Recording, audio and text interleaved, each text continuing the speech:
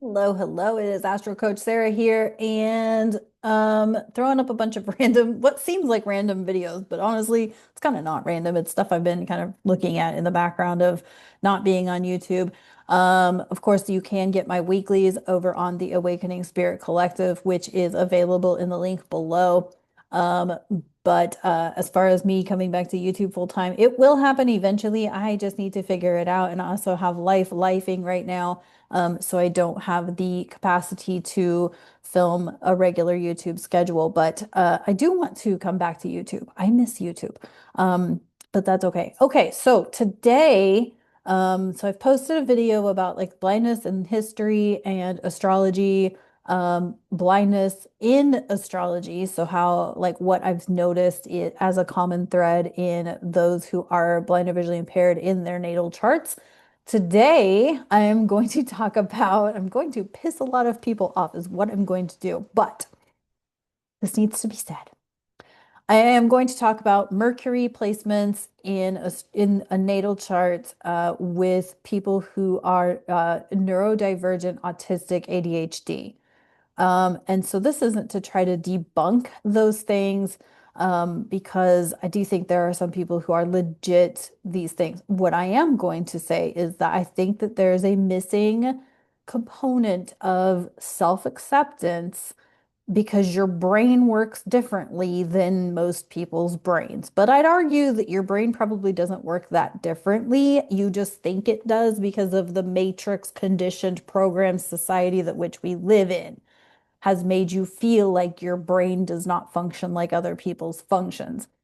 And so, a couple things that I have noticed throughout a handful of charts, somebody literally just gave me a bunch of charts to look up to, and they were all neurodivergent, autistic, ADHD. Whether they were officially diagnosed or self-diagnosed, I don't know. Um, and this was a very informal. I asked for information. This person provided it. I'm not going to share charts because I don't want to give away people's information. But the consistencies that I noticed were a few. If you are again, this is informal. This was just me looking at charts because these people said that they had autism, ADHD, neurodivergent, blah blah blah. If you are a Virgo rising, which is a mercurial ruled rising sign, with a not so favorable Mercury placement, meaning your Mercury is in Pisces, Sagittarius, retrograde, something like that. Those are typically people who I find think that they are autistic. Um, Virgo risings are a very nitpicky, perfectionism type of sign. Okay, there is nothing wrong with that. If you happen to be a Virgo rising with a lot of Scorpio, you're going to be so nitpicky. So it has to go this way. If it goes a different way, it's wrong, type of people. This is not in general across the board because I've seen other times when it's not this way, but Virgos are detail oriented. They're almost like a by the book type of people, Virgo risings. And if their Mercury is in a like Pisces, for example, like Pisces Mercury is not detail oriented. It's not nitpicky. So that can make a Virgo rising person think they're fucking nuts or that there's something wrong with them. Um, because their Mercury is not like if it was a Virgo rising with a Mercury in Aries, maybe precision, right? But Pisces Mercury does not play that way. Pisces Mercury is not, it's honestly like the biggest, what's wrong with me in my own chart is that I have a Pisces Mercury with a Saturn in Virgo because my Saturn in Virgo wants the details, it wants but my Mercury in Pisces is like la la la la. Like it doesn't have to be conclusive, right? But my Saturn in Virgo like wants that. So it's the biggest conflict in my own chart that I have that. But I am not a Virgo rising. If you are a Virgo rising with a Pisces Mercury, that can create an internal conflict because things are not as they seem for you, right? You want the details because you're the Virgo, but your Mercury, your brain actually doesn't give a shit about the detail, and it like drives you nuts. So you could think that there's something wrong with you. Um, if you are a Gemini rising with let's say Mercury under the beams of the sun in a fire sign, particularly Leo. So I saw this in a chart, Gemini rising with Mercury headed towards the sun, like within a degree of the sun, meaning Mercury's under the beams of the sun, and Mercury's fucking overactive and Gemini is overactive. And then you have a Gemini moon. And holy shit, like you literally can't keep up with your own brain. Um, and so that can create like the need to be all over the place doing all of the things, and you could feel like you're ADHD. Um, that was one thing I noticed. I noticed a couple of things where like people think that they were ADHD or autistic, but really their Mercury was under the beams of the sun, literally heading into within a degree or two of a superior, in other words, a direct Mercury headed towards the sun after a Mercury retrograde. And I feel like that is really just an overactive Mercury being burned out. And therefore, like if you have a Gemini, sun, moon, rising, like you're gonna feel overwhelmed because your brain's being burned out, but like every other part of you is like, we need to do this. So there's probably like a lack of organization. There's a lack of being able to even complete a task. The lack of being able to focus on a task because your brain's being burned out by the sun. Mercury is your brain. So I noticed that Mercury retrograde kind of didn't really matter. Like the thing about a Mercury retrograde, people with Mercury retrograde in their natal chart is they actually thrive when Mercury stations retrograde or stations direct. Um, I have noticed that. During the Mercury retrograde, maybe not so much, but the specific days that Mercury stations retrograde or direct, they tend to thrive. Those are the days when like the clarity comes, and all of that. That's just an observation with a couple of people's charts. Um, so anyway, what else? But basically, if you have uh a Gemini rising with, let's just say, with a strong Mercury, you're probably like overactive. Your brain's just kind of overactive. Um, and again, this isn't like conclusive. There's astrologers out there who probably know more about this than me, but maybe not. And if you are an astrologer who's been looking into autism, ADHD, neurodivergent type stuff, and you want to collab and do an actual thing, like an actual study, I'm game on. I'm game on.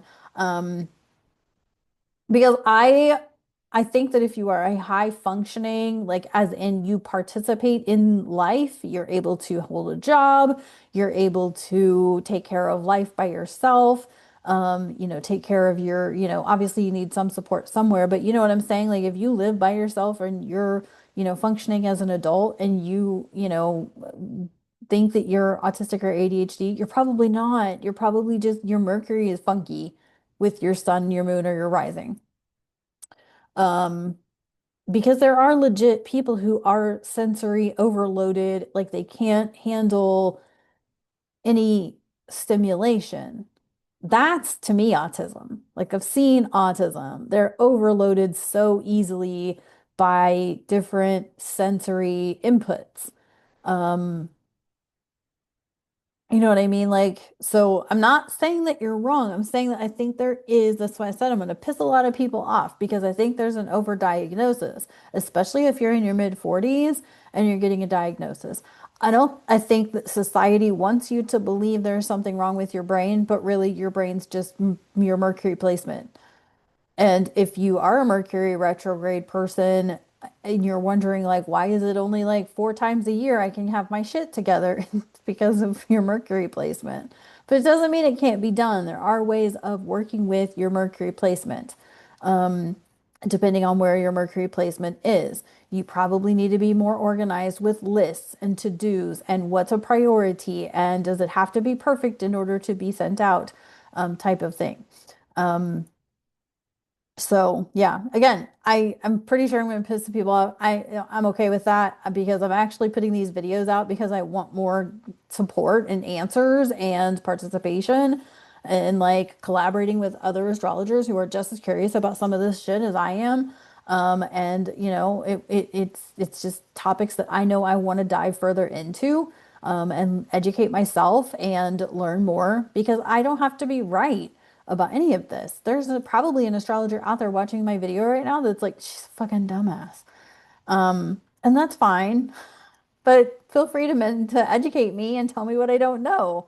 That kind of thing. So, but yeah, do you think there is a connection though between certain patterns of behavior or brain functioning when you have a retrograde Mercury, when you are a Virgo rising with a certain Mercury placement, like a Mercury Pisces or a retrograde Mercury? I think there's a connection between a Gemini rising and a Mercury that's under the beams of the sun. I think there's a connection between I think there's also a connection of like there's nothing like funky about your Mercury. There's something disconnected in the self-acceptance because some of the charts that I looked at, like there was nothing wildly standing out about Mercury or their rising sign, but I noticed that was like an overwhelming amount of cardinal energy, Aries, Cancer, Libra, Capricorn, and they can't accept the mission that they've been assigned, so they think that there's something wrong with them. They can't accept that they're meant to initiate something new, that they're meant to be a parent, that they're meant to, be in a nurturing role and not in a Capricornian work role, right? I think there's something there too. And so it's easy to say, well, there's something wrong with me because can't do normal things, quote unquote, normal things, when the reality is you're not meant to do normal things. You're meant to do something innovative or something that's more initiative oriented. So I think there is something about like it's easy to slap a label on ourselves and say like, uh, well, there's something fucking wrong with me if I can't work 40 hours, but it's likely because you're trying to convince yourself that you're meant to do something that you're not. And that comes from looking at your chart and, being open to being redirected or guided to what your actual purpose is. Um, something like that. So, um,